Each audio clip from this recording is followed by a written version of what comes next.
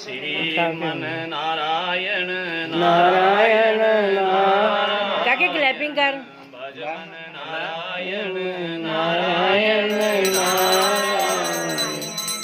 श्रीमन नारायण नारायण नारायण भजन नारायण नारायण नारायण श्रीमन नारायण नारायण नारायण भजन नारायण नारायण नारायण श्रीमन नारायण नारायण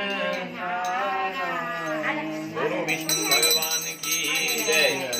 अथ सत्यनारायण व्रत कथा पहला अध्याय।